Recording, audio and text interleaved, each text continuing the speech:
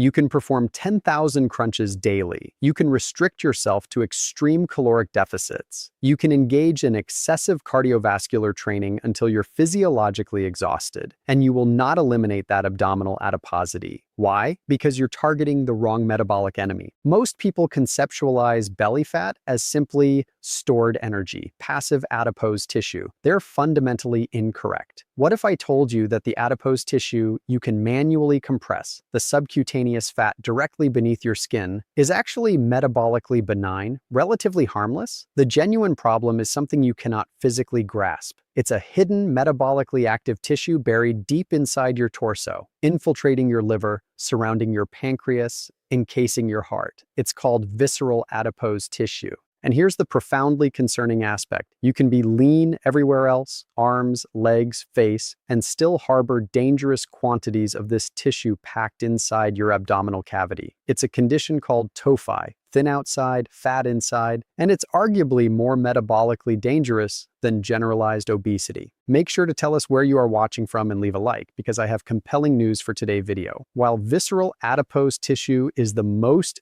dangerous fat depot in your body, it's also the most metabolically responsive to targeted intervention, if and only if you understand the precise biological mechanisms to activate fat oxidation. In this presentation, I'm going to reveal a specific protocol originating from Japanese research involving carotenoid pigments in vegetables, catechin compounds in tea, and a 75% intensity threshold for exercise that demonstrated a 48% reduction in visceral fat in just 60 days. Stop the abdominal exercises. Stop the extreme caloric restriction. Let me explain the actual science. Understanding visceral adipose tissue, not just stored energy. To eliminate visceral fat, you must first understand what it fundamentally is at the cellular and endocrine level. Visceral adipose tissue is categorically different from subcutaneous fat, the adipose tissue on your arms, thighs, or directly beneath your skin.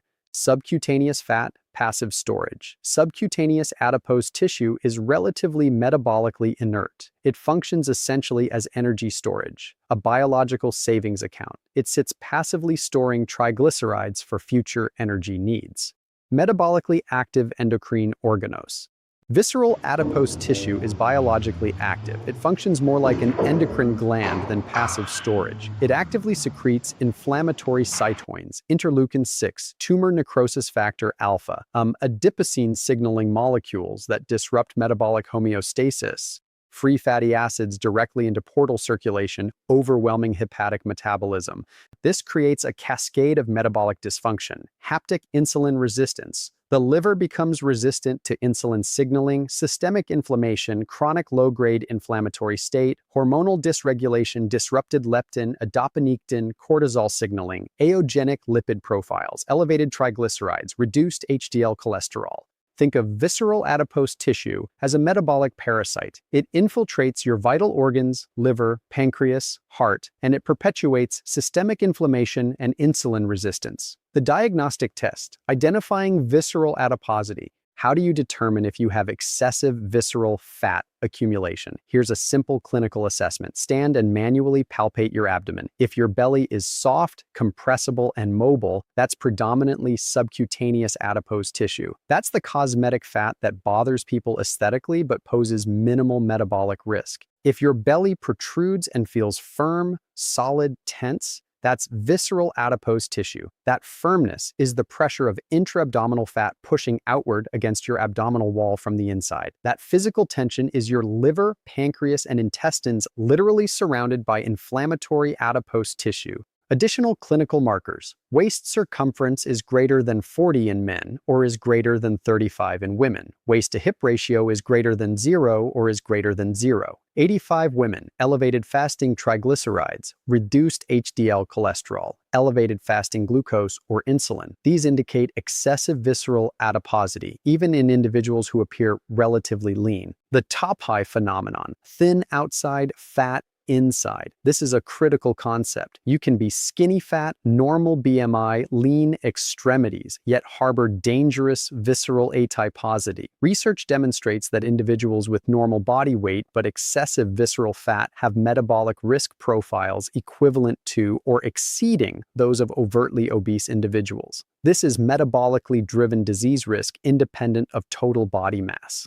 The three-mechanism protocol to eliminate visceral fat. To systematically eliminate visceral adipose tissue, we need a three-pronged mechanistic approach. Cut off its metabolic fuel supply, dietary intervention, block enzymatic fat absorption, Catechin compounds, activate preferential visceral fat oxidation, targeted exercise intensity. Let me explain each mechanism in depth. Carotenoids, the oxidative stress neutralizes. The root cause of visceral fat accumulation is excess caloric energy combined with oxidative stress. The oxidative stress cascade. Imagine your mitochondria as engines. When they process excess energy chronically, they generate reactive oxygen species, free radicals. These unstable molecules damage cellular structures, proteins, lipids, and DNA. This is oxidative stress, and visceral adipose tissue thrives in this oxidative environment. To eliminate visceral fat, we must neutralize oxidative stress, and the most potent natural compounds for this are carotenoids. What are carotenoids? Carotenoids are pigment molecules that give plants their vibrant colors. Beta-carotene, orange in carrots, sweet potatoes, red in tomatoes, green in spinach, kale, beta-cryptoxanthin, orange in bell peppers, squash. The Japanese research. I found a fascinating double-blind study from Japan. Researchers assigned participants to increase their intake of carotenoid-rich vegetables, specifically carrots and cabbage, for just 8 weeks. The results. The carotenoids functioned as antioxidant shields.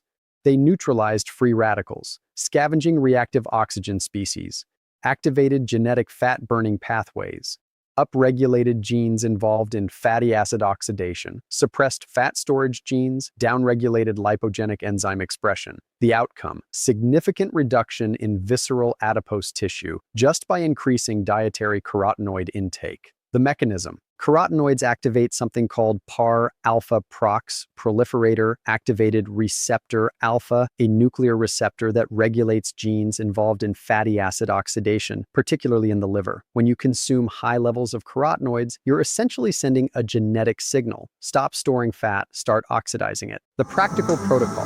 You need to consume deeply pigmented vegetables daily. Sweet potatoes, red and orange. Bell peppers, beta-cryptoxanthin. Spinach and kale. Carrots, beta-carotene. Tomatoes, lycopene. Butternut squash, betaine. The rule: if the food is beige, bread, pasta, crackers, white rice, it's feeding the metabolic dysfunction.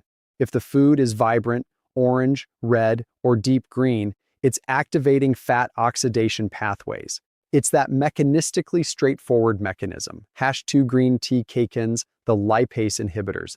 Now let's discuss what you're consuming as beverages. There's a specific drink that functions as a molecular key for adipose tissue mobilization. You've likely heard green tea burns fat. Many people dismiss this as pseudoscience. It's not, but you must understand the precise mechanism. The Catechin compounds. Green tea is loaded with polyphenolic compounds called catechins. The specific one we're targeting is EGCG, epigallocatechin galate, the dual mechanism. Think of your atypocytes, fat cells, as having locked doors. Normally those doors remain closed, preventing fat release. Enhanced fat oxidation can stimulate your sympathetic nervous system to boost lipolysis, the breakdown of stored triglycerides into free fatty acids. They essentially unlock the fat cell, allowing mobilization mechanism #2 lipase inhibition. But they do something equally important. They inhibit an enzyme called pancreatic lipase. Lipase is the enzyme that breaks down dietary fat in your intestine so your body can absorb it. When you consume green tea rich in catechins, you're essentially blocking dietary fat absorption. You're putting a metabolic barrier at your gut, saying we're not absorbing all this dietary fat. The research, a randomized double-blind placebo-controlled trial, demonstrated that consuming kaki-enriched green tea for 12 weeks significantly reduced visceral adipose tissue. Critical implementation detail. You cannot consume the sugary bottled green tea from convenience stores. That's sugar water with negligible catechin content. It will worsen hepatic fat accumulation. You want matcha, powdered whole leaf green tea, Sina high-grade Japanese green tea. Why? Because you're consuming the entire leaf, which delivers a massive catechin dose compared to a tea bag where most compounds remain trapped in the leaves. The synergistic effect. The caffeine in green tea works synergistically with Catechins. Caffeine increases metabolic rate and lipolysis. Catechins enhance fat oxidation and block fat absorption. It's a dual metabolic intervention from one beverage mechanism. #3, the 75% intensity threshold, targeted visceral fat oxidation. Now we reach the most critical component, exercise intensity. Dietary interventions are effective for total body fat reduction. If you create a caloric deficit, you'll lose weight. But research demonstrates that while diet shrinks overall body mass, exercise is the precision-guided intervention for visceral adipose tissue specifically. The question, what type of exercise? Marathon running, powerlifting, high-intensity interval training? The research that changed my understanding. I found a meta-analysis encompassing 117 different studies, examining exercise and visceral fat. But more importantly, I found a specific study with a remarkably precise protocol, the study protocol. Participants cycled for 45 minutes, just twice per week. That's it, 2 sessions. But, and this is the critical variable, they exercised at a specific intensity, 75% of their V2 max maximum oxygen consumption. The results after 2 months. Total body weight, minimal change, which is why scales are misleading. Visceral adipose tissue decreased by 48%. Insulin sensitivity improved by 41%. Almost half of their dangerous visceral fat eliminated in 60 days with 2 45-minute sessions weekly. They essentially reversed prediabetes based on insulin sensitivity improvements alone. Why 75% intensity? Specifically, this intensity represents the optimal zone for fat oxidation, particularly visceral fat. It's high enough to significantly elevate metabolic rate and activate lipolytic pathways, but not so intense that you shift entirely to anaerobic glycolysis, burning primarily glucose.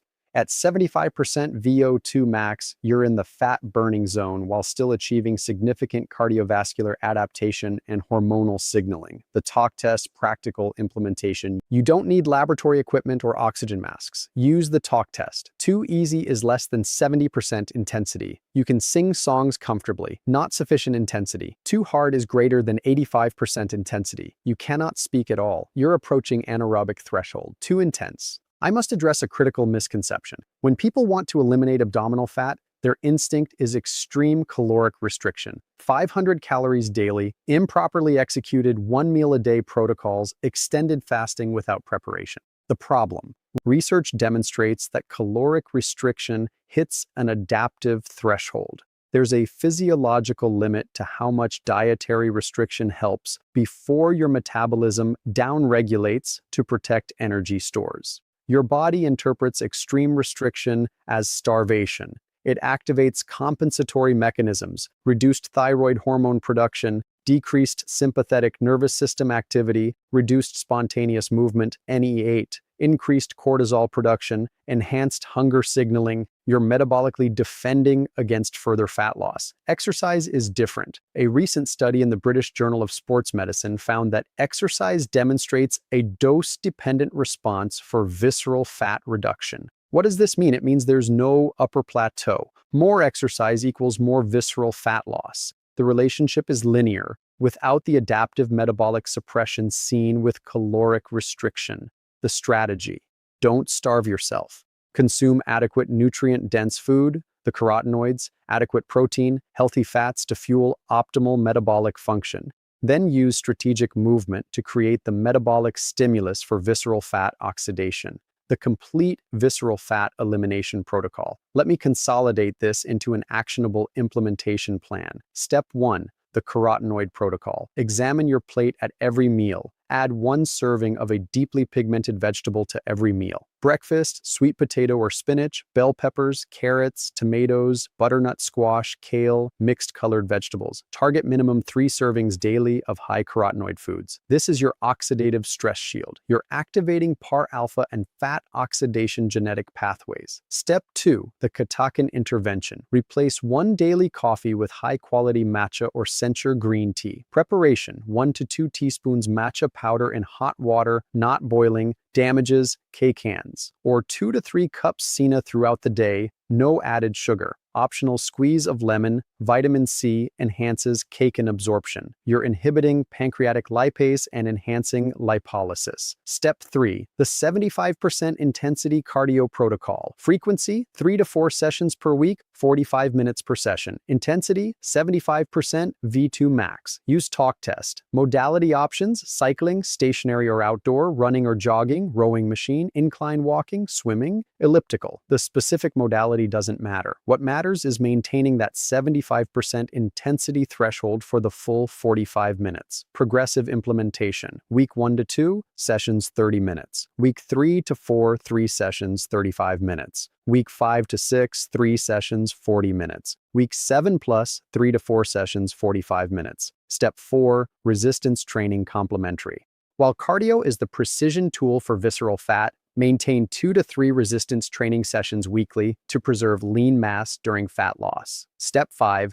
consistency over intensity. The most effective exercise is the one you'll sustain for 3 months. If you despise running, don't run. Go rocking, walking with weighted backpack. Go swimming. Find the modality you can maintain consistently. The metabolic timeline, what to expect. Weeks 1 to 2, improved energy stability, carotenoids reducing oxidative stress, enhanced post-meal satiety, Catechins, initial cardiovascular adaptation. Weeks 3 to 4, noticeable improvement in abdominal firmness, tension, better fasting glucose if monitoring, enhanced exercise capacity. Weeks 5 to 8, measurable reduction in waist circumference, 1 to 3 inches typical, significant visceral fat reduction. Imaging would show 20-30% reduction, improved insulin sensitivity, better lipid profiles. Weeks 9 to 12, 40-48% visceral fat reduction achievable. Substantial metabolic health improvements. Cardiovascular risk markers normalized. Why this protocol is superior to conventional approaches. Most weight loss advice focuses on total body fat. That's cosmetic. This protocol targets the metabolically dangerous fat depot, visceral adipose tissue, through 3 synergistic mechanisms: genetic signaling, carotenoids activating fat oxidation genes, enzymatic inhibition, Catechins blocking fat absorption, preferential oxidation, 75% intensity cardio specifically targeting visceral fat. You're not just losing weight, you're systematically eliminating the endocrine active tissue driving insulin resistance, inflammation, and cardiovascular disease. The Research Foundation. This isn't speculative wellness advice. This is Japanese double-blind studies on carotenoids, randomized control trials on green tea catechins, meta-analysis of 117 studies on exercise and visceral fat, specific study demonstrating 48% visceral fat reduction at 75% V2 max. The mechanisms are well characterized. The results are reproducible. Contraindications and considerations. Consult your physician before implementing if you have cardiovascular disease, uncontrolled hypertension, joint issues that limit exercise capacity, take medications affecting heart rate, beta blockers, etc. Start conservatively if you're currently sedentary. Build capacity gradually over 4 to 6 weeks. The longevity perspective. From my research on aging and metabolism, visceral adipose tissue is one of the primary drivers of accelerated biological aging. It creates chronic inflammation, insulin resistance, mitochondrial dysfunction, hormonal dysregulation, cardiovascular disease, type 2 diabetes, certain cancers. Eliminating visceral fat isn't just about appearance, it's about extending health span, the years you live in optimal health. This protocol addresses the root metabolic dysfunction. Visceral adipose tissue is metabolically dangerous. It's the driver of virtually every chronic disease we face in modern society. But your body is remarkably resilient and adaptive. It wants to heal. It wants to optimize. You simply need to provide the correct metabolic signals. Stop extreme caloric restriction. Start fueling your body with carotenoid-rich whole foods. Consume carotenoid-rich green tea. Move your body at the precise intensity that preferentially oxidizes visceral fat. Within 60 days, you can achieve a 40–50% reduction in the most dangerous fat depot in your body. That's not a cosmetic change. That's metabolic transformation. That's disease prevention. That's health span extension. If this information transforms your understanding of visceral fat elimination, share it with someone struggling with metabolic dysfunction, insulin resistance, or stubborn abdominal adiposity. Your healthiest, most metabolically optimized years can still be ahead of you. You don't need laboratory equipment or oxygen masks. Use the talk test. Too easy is less than 70% intensity. You can sing songs comfortably, not sufficient intensity. Too hard is greater than 85% intensity. You cannot speak at all. You're approaching anaerobic threshold. Too intense.